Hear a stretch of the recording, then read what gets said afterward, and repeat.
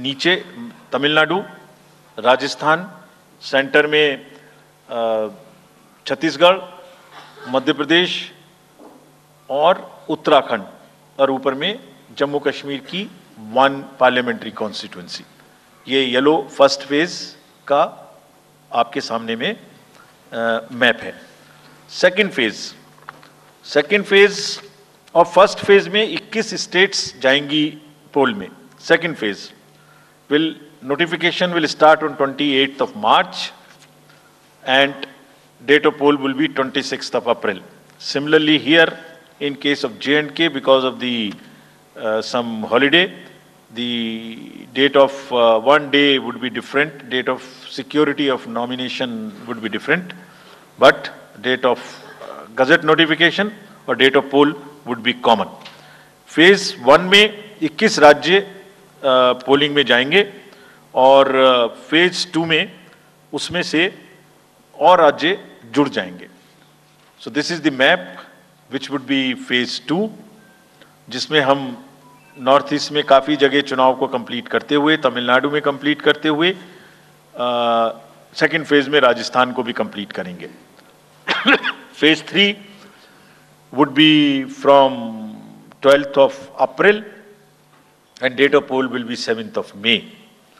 इसमें भी total 12 states उस समय में जा रही होंगी और इस फेज में 3 नए राज्य में चुनाव शुरू होगा। इसका मैप कुछ इस तरह से दिखाई देगा। राजस्थान हम कवर कर चुके होंगे, तमिलनाडु कवर कर चुके होंगे, केरला कवर कर चुके होंगे, गुजरात इसमें कवर कर लेंगे, नॉर्थ ईस्ट पूरा कवर कर चुके होंगे और हम नए राज्यों को मिला के 3 इसमें नए राज्य भी जुड़ेंगे। फोर्थ फेज में 18 अप्रैल को गजट नोटिफिकेशन होगा और date of polling would be 13th of May. Date of counting in the entire country would be 4th of June for all by-elections, for the assembly elections, for the parliamentary elections.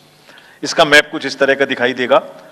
इस समय तक हम इसमें Telangana, Andhra, Orissa would start and by that time other than that entire South India would be complete, entire Western India would be complete, North East would be complete.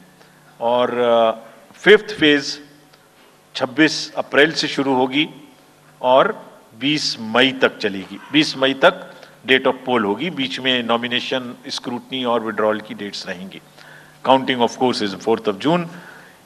It will look like this, which is in front of you, and phase 5 में 49 constituencies will be going to the poll.